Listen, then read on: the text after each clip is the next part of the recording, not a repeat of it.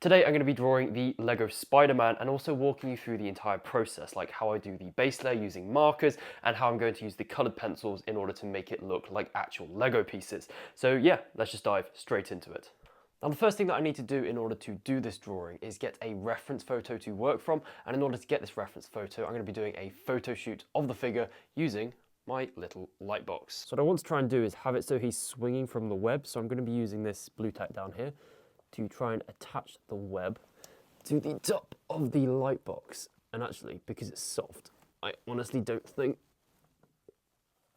no. I think we're going to need some tape. I found some tape. I'm just going to stick this on here and then move it to the roof. This is really hard to film and do at the same time. Right, I think that is fairly stuck. He is suspended. And then it's time to actually take some photographs, and it really is just a case of experimenting with lots of different compositions until I find a pose that I like. And once this happens, I then go and edit the photograph by cropping into the minifigure. I then increase the exposure, I decrease the contrast, and then I increase the brightness. So the reason I did all of this editing is because in the original photograph, all of his torso is really quite dark. However, here it's been lined up, so I can actually see a lot of the webbing details, which will make it easier to take the outline from this reference photo and put it onto my piece of paper. And to do this, I'm simply going to use the grid method, which is where I print out the photograph, I draw a grid onto it, and then I draw the exact same grid in terms of aspect ratio onto my piece of paper. And the reason this method is so powerful is because it breaks the complex subject of the Spider-Man, which has got loads of different parts going on, into like bite-sized chunks, or boxes in this case, that I can one by one work my way through. And to really show you how I'm doing this, I'm basically looking at like this box right here, and this is the corresponding box on my piece of paper, and I'm going, okay, so the hand is crossing this line here about halfway along. So I'm going to come in and go, okay, so I'm going to start this curve halfway along. And you can see here that this little peak, so imagining it as just this shape here, is going to come halfway up in this box. So imagine we've got a nice little line here that's coming up, and then you've got this nice flat bit here, so this bit's right here, and then it starts to come back down, so this is coming down like so, and it's just going to keep curving round. So you've got this little curve here that just breaks into this box on the right hand side here, and it's just going to come around like so. And before we go a bit further, I'm just going to continue this curve over here, so you can see here that it curves round, round, round, just like so, and then it hits this nice straight line that comes down here and continues all the way until almost the very bottom of this box right here. So it just comes in like this. And it's using the boxes like this that really helps to ensure that everything is definitely in the right place, because they provide such great reference points. And it's these reference points that are super helpful in getting the proportions of the minifigure correct, because if they're not correct and he looks all wonky and disfigured, then guess what? The final drawing will also look wonky and disfigured. So the sketch is now complete. It took just shy of 2 hours to do it, but that doesn't include the time it took to do the photographs, to draw the grid onto this photograph, and then to draw the grid onto the piece of paper. So probably just over 2 hours now.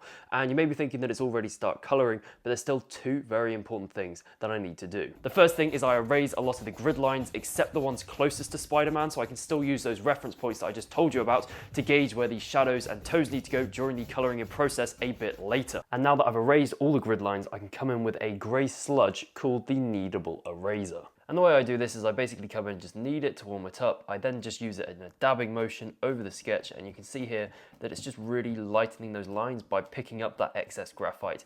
And what you'll notice is graphite will start to build up on the surface, so I then need to come in and knead it again to keep the surface nice and clean, and then I can just continue it over the entire sketch. And the reason I do this is to remove the excess graphite that would otherwise smudge whilst I'm coloring everything in, and it also stops that graphite from mixing with the colors that I'm putting on top, helping to keep them as vibrant as possible.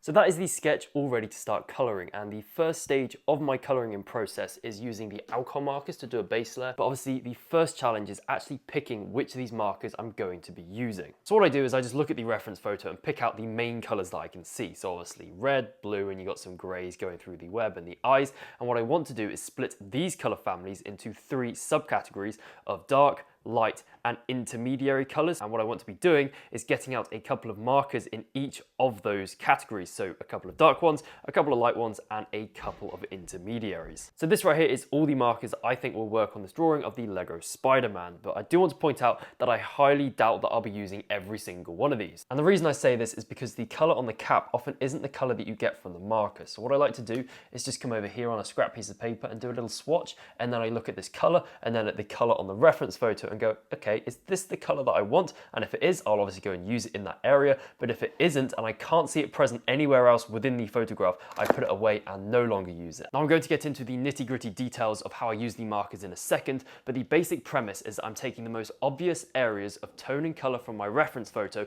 and then just jotting them down onto my piece of paper. So I thought I'd use the hand here just to show you exactly how I'm using the markers. So I'm going to start by coming in with this vermilion, which is fairly dark red, and you can see here on the reference photo that you've got this like dark streak coming down the hand, but it doesn't quite hit the side of the hand here. And what I'm going to be doing is just jotting this in. I'm then going to shift over to the coral pink, which is a much lighter red. You can see here it's basically pink, as the name suggests, and then I'm going to come either side of this darker area and just start to create a bit of a blend towards the highlight. So there's a highlight at the bottom of the hand here and on the top. So we're just coming and doing that now. And then just before I put this coral pink away, I'm just going to go around the outline of the hand and just darken it with the coral pink. And you can see here on the reference photo, you actually have, it's kind of like a flat top of this hand. So there's like a bright highlight on the top. So I'm just going to use the coral pink around this as well, just so I don't forget about it. And then what I'm going to do is come in with the Rose Bouvard, which is an even lighter pink,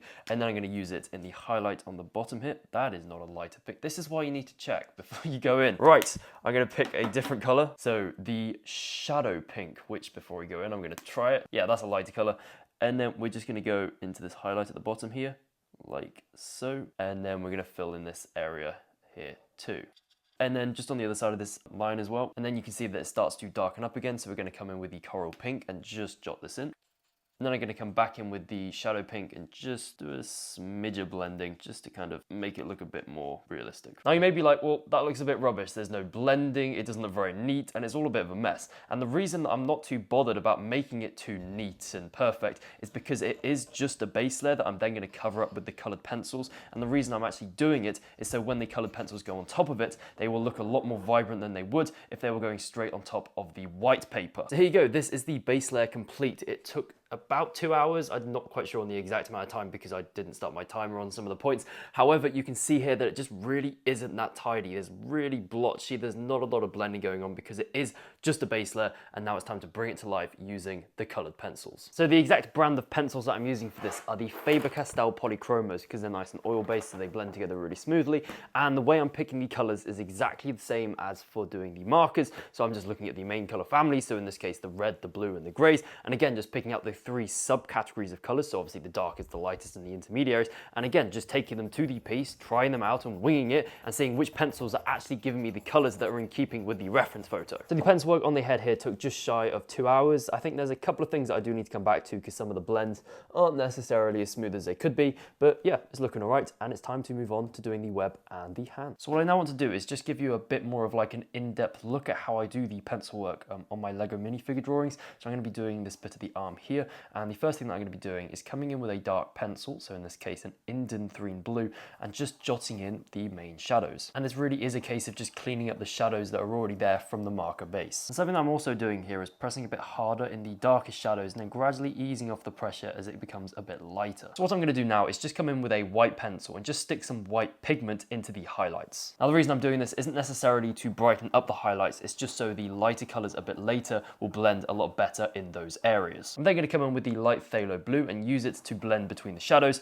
and the highlights. And in this stage, I'm using short circular pencil strokes. So the next thing I'm going to do is come in with a sky blue. So this is obviously a lighter color. And I'm just going to use loads of circular strokes over everything that we've just done. And because this is a lighter color, it has like a slightly softer lead. So all this pigment is going to blend with the pigment that's already down and make it look really nice and smooth. So because I went over the top of those darker colors with this sky blue, it's obviously made them a lot lighter, and that's reduced the contrast. And in order to make the drawing pop, we obviously want really high contrast. So I'm now going to come back in with a darker color, so the hello blue reddish in this case, just to redarken those shadows. I'm then going to come in with the light phthalo blue and just blend between this darkest color that we just put down and the highlights again, so pretty much exactly the same as we did in those first stages, except this time there's a lot more pigment down, so it should blend together a lot more smoothly. And from looking at the reference photo, I think some of my shadows are a bit iffy, so I'm going to come back in with the hello blue reddish and just clean them up. And I now feel that this highlight right here is a bit too bright, so I'm going to use this phthalo blue here just to darken it a smidge. And I also use this blue over the other highlights too. I'm then going to use the white in some of the highlights, not to brighten them up, but just to help blend them a bit more. But obviously using the white pencil in the highlights does lighten it slightly, so I'm then going to come in with the ultramarine just to darken them up again. And to finally add the finishing touches and also just to blend a couple of things just a smidge more, I'm going to be using the light phthalo blue. But that hasn't actually given me the result that I wanted, so I'm now going to come in with the light cobalt turquoise just to blend some more stuff together,